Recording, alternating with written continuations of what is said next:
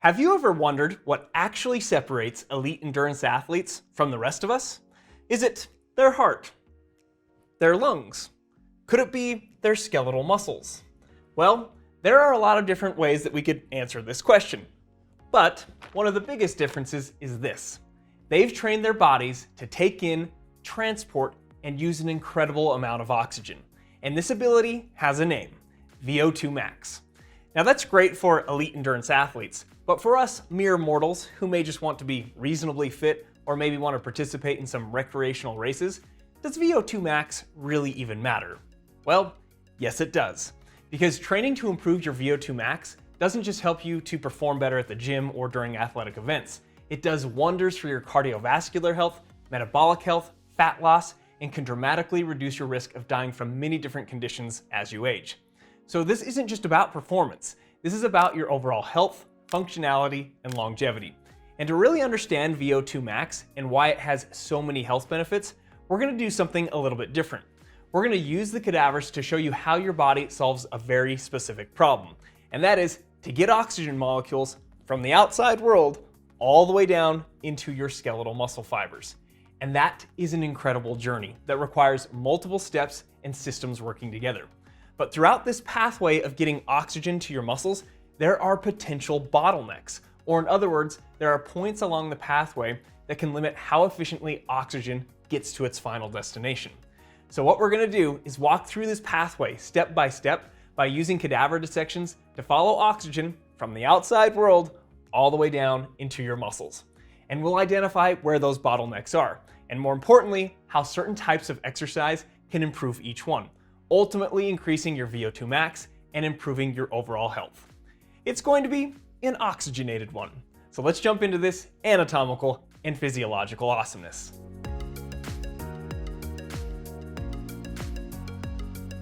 So let's just quickly make sure that we are good with the definition of VO2 max. VO2 max is the maximum amount of oxygen your body can take in, transport, and ultimately use during intense exercise. It's typically measured in an exercise lab and expressed as milliliters of oxygen per kilogram of body weight per minute.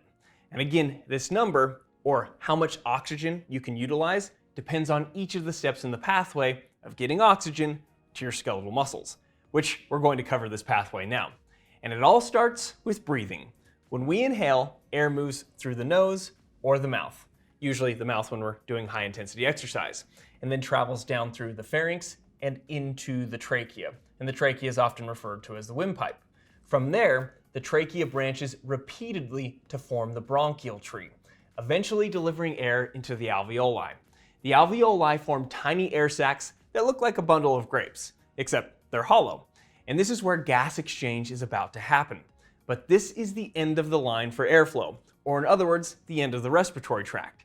And this is our first step of getting oxygen into the body. Now, often when I ask students where they think the first big bottleneck is, or the first limitation for their exercise capacity, they'll often say the lungs. And that's not a bad thought, because when we start exercising hard, what do? We start breathing like crazy. However, for most people, this is not a major bottleneck, because the lungs already have a huge built-in respiratory capacity. At rest, you're only using a fraction of your total ventilatory and gas exchange capacity. So for most people, the bottleneck is not lung capacity, the number of alveoli, or even the surface area. And so with exercise, we don't really see people growing new alveoli or increasing the size of their lungs as an adaptation. However, that does not mean we can't develop an adaptation that does help the lungs.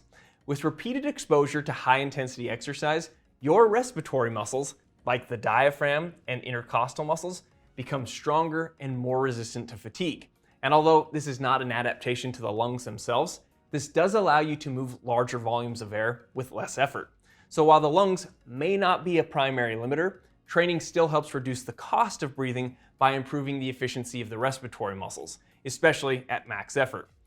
Now, after students learn this, they often have another question, and that is, if the lungs are overbuilt and not a major bottleneck for most people, then why in the world are we breathing so hard during high-intensity exercise? Well, we're going to come back to that question and answer it a little bit later on after we go through some more steps in the pathway. So see if you can come up with some ideas in the meantime. But let's move on to the next step. Once oxygen reaches the alveoli, it has to get into the bloodstream. Now you'll notice that the alveoli are surrounded by tiny blood vessels called pulmonary capillaries. And so the next step is for oxygen to diffuse from the alveoli across a very thin membrane and into these pulmonary capillaries, where it eventually will bind to hemoglobin within red blood cells. And this step is usually very efficient. But during intense exercise, blood is moving very quickly through these pulmonary capillaries, which shortens the time available for diffusion. So how does training affect this step? Well, endurance training can increase pulmonary capillary blood volume and improve ventilation perfusion matching, which is a fancy pants way of saying your body is becoming better at coordinating the timing of air reaching the alveoli with the blood that is passing through the pulmonary capillaries, which ultimately means the blood can pick up more oxygen. So even though diffusion is rarely the main bottleneck, training helps make this step just a little more efficient, especially at higher intensities. Now the next step of getting oxygen to your skeletal muscles is one of the biggest steps. But before we get there, this is a good time to introduce today's sponsor, CocoVia, which actually ties in really well with what we're talking about today. CocoVia is a daily plant-based supplement made from cocoa flavanols, bioactive compounds that you can also find in foods like tea, apples, and berries. But these are specifically derived from the cocoa bean using their proprietary Cocoa Pro extract. And one of the things cocoa flavanols have been shown to do is support your body's natural production of nitric oxide, which helps with vascular function and blood flow. So cocoa flavanols can boost your body's own pool of nitric oxide, thereby helping to improve blood flow and exercise capacity. They also start working within 30 minutes and can improve circulation in about 2 hours. And studies have found that cocoa flavanols, taken daily, can promote heart health for the long term. Now, just to keep expectations grounded here, this is not a replacement for your training. Your biggest improvements in VO2 max are still going to come from consistent cardiovascular work. But supporting blood vessel function is one piece of the overall physiology, and that's where something like this can play a role. CocoVia comes in both capsules and powder form, and I've been using the capsules about an hour before exercise, which makes it pretty easy to work it into your daily routine. So if you want to check it out, go to cocovia.com and use my code for 20% off your order. Those details will also be in the description below. And now, let's get back to getting oxygen to those skeletal muscles. Now, once oxygen has made it into the bloodstream, we get to the next step in the pathway, which is to deliver this oxygenated blood to the rest of the body. And this is going to be the job of what we could actually consider our biggest bottleneck in limitation to VO2 max, the heart. Oxygenated blood will travel through the pulmonary veins of the lungs to the left side of the heart. The left side of the heart is in charge of pumping this oxygenated blood to the whole body. And this is a big one, because at this point, everything depends on how much blood the left ventricle of the heart can pump. And we call this cardiac output. In the simplest terms, cardiac output is the amount of blood that your heart can pump in 1 minute. But the equation for cardiac output is heart rate times stroke volume. In other words, it's just how fast your heart is beating multiplied by how much blood it pumps with each beat. And at rest, an adult male can pump about 5 to 5.5 liters of blood per minute. And a female can pump about 4.5 to 5 liters of blood per minute. Now, I just told you that the heart is the biggest bottleneck in this pathway of getting oxygen to the skeletal muscles, and therefore the biggest limiting factor to your VO2 max. So in order to get more blood to exercising muscles, you would have to improve cardiac output, or in other words, increase the amount of blood that your heart can pump per minute. And let me give you some incredible numbers to illustrate how much this can be improved. Remember, I just said that an adult male can pump about 5 to 5.5 liters of blood per minute at rest. Now let's say we had an individual that was untrained. This person didn't really work out, but their heart was working properly. And we put this individual on a treadmill and set it to the highest intensity that this person could handle. We would see that their cardiac output could get up to about 13 to 15 liters per minute. So for an untrained individual, that's a decent increase from resting cardiac output. It almost tripled. But going from 5.5 liters at rest up to 15 liters during high intensity exercise, that's nothing. Elite endurance athletes have had cardiac outputs of up to 40 liters per minute. That's nuts. So this is showing you that your heart has a tremendous capacity to increase its cardiac output and therefore improve this bottleneck in the pathway. And to increase cardiac output, we only have two variables to play with. Your heart can beat faster, or it can pump more blood with each beat. But here's the interesting thing. Your maximum heart rate doesn't really change much with training. So in other words, if your maximum heart rate is 175 beats per minute, training isn't going to make it go up to 185 beats per minute, because maximum heart rate is mostly due to genetics and age. So most of the improvement in cardiac output comes from increasing stroke volume, the amount of blood your heart pumps with each beat. And this is where endurance training has a massive impact. With consistent training, the left ventricle of your heart becomes larger, it fills with more blood, and it pumps more forcefully. So instead of your body being limited by how fast your heart can beat, you're now improving how much blood, and therefore how much oxygen you can deliver with each beat. And this is a big deal, because if you can't move enough oxygenated blood to your muscles, it doesn't matter how good your lungs are, it doesn't matter how efficient diffusion is, the oxygen simply isn't getting to where it needs to go as efficiently as it could with training. So again, for most people, cardiac output, specifically stroke volume, is the main limiter of VO2 max.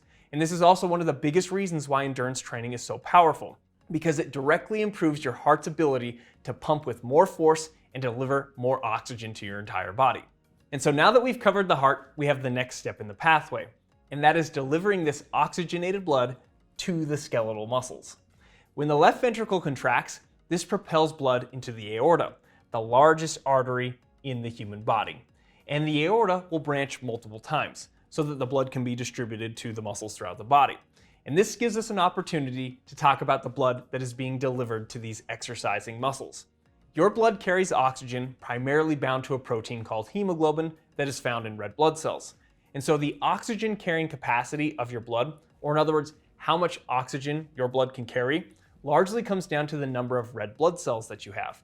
And although this isn't as big of a bottleneck as the heart, your blood will adapt to exercise. First, your blood volume will increase, which goes hand in hand with the heart's ability to pump more of it. It also means you have more blood available to deliver to skeletal muscles during exercise. And then you pair that with the other adaptation of the blood, which is an increase in the number of red blood cells. So now we have more blood and an increased oxygen carrying capacity of that blood, thereby giving us another physiological adaptation that improves VO2 max. And so now that we've talked about how the blood carries oxygen, let's zoom in on how it actually reaches the muscle fibers. Blood vessels will continue to branch into smaller and smaller vessels as they get closer to their skeletal muscle targets. Once these smaller blood vessels penetrate the skeletal muscle tissue, they will branch into the smallest blood vessels called capillaries. Capillaries are the exchange vessels, as they are thin enough to allow oxygen to leave the bloodstream and enter the muscle tissue. So if we think about this entire pathway, the capillaries are where oxygen is finally delivered to its destination. And here's where training has a major impact. With endurance training, your body increases the number of capillaries surrounding each muscle fiber. You literally grow more of them, and this is called increased capillary density. So instead of having just a few capillaries exchanging oxygen with the muscle fiber, you now have many.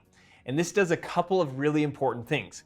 It increases the surface area of oxygen exchange, it decreases the distance oxygen has to travel from the capillary to the muscle fiber, and also allows you to take advantage of the other adaptations we've talked about of increased blood volume, increased oxygen carrying capacity, and increased cardiac output.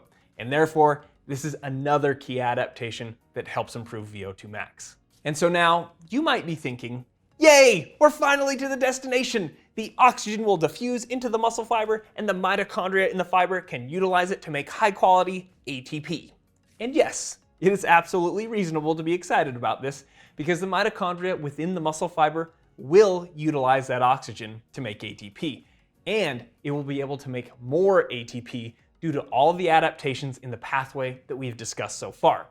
But we're still not done with the adaptations that improve oxygen utilization and therefore VO2 max. Your muscle fibers don't want to be left out of this adaptation party. So the muscle fibers will increase their number of mitochondria. Not only will the muscle fibers increase the number of mitochondria, but the number of enzymes required to make ATP will also increase.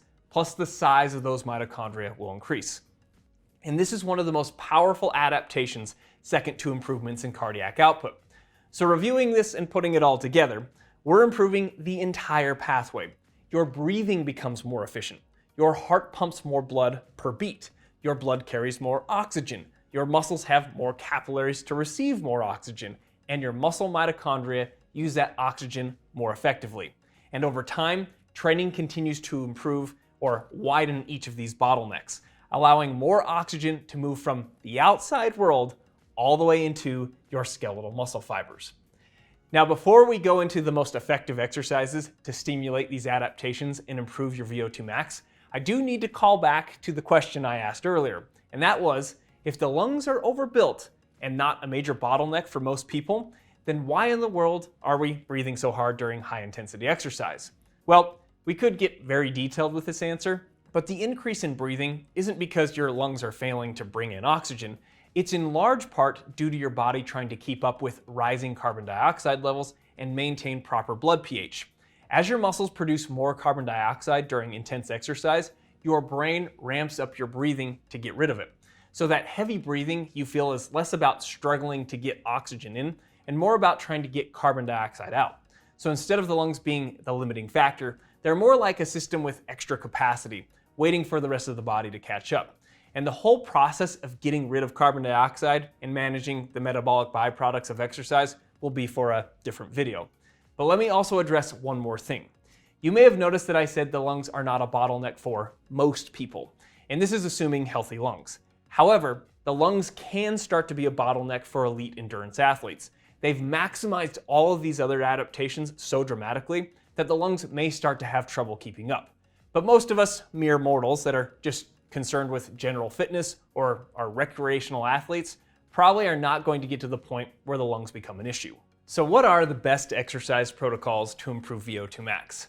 Well, I should say that if someone has not done any cardiovascular training or has taken an extended period of time away from cardiovascular training, pretty much doing any cardio will create some improvements in VO2 max. You can even get improvements in VO2 max by doing moderate intensity, steady state cardio, where you run or cycle at an intensity where you could maintain a conversation. This is often referred to as zone 2 training, which is about 60 to 75% of your max heart rate. But eventually you will get to a point where you need to push the system harder. And this is where VO2 max intervals come in. Classic VO2 max intervals are performed by doing a hard interval for a certain amount of time followed by a rest period, usually a 1-to-1 ratio, meaning if you ran or cycled hard for 3 minutes, you'd rest for 3 minutes and then you would repeat this multiple times. The sweet spot for time is anywhere from 2 to 5 minutes per interval.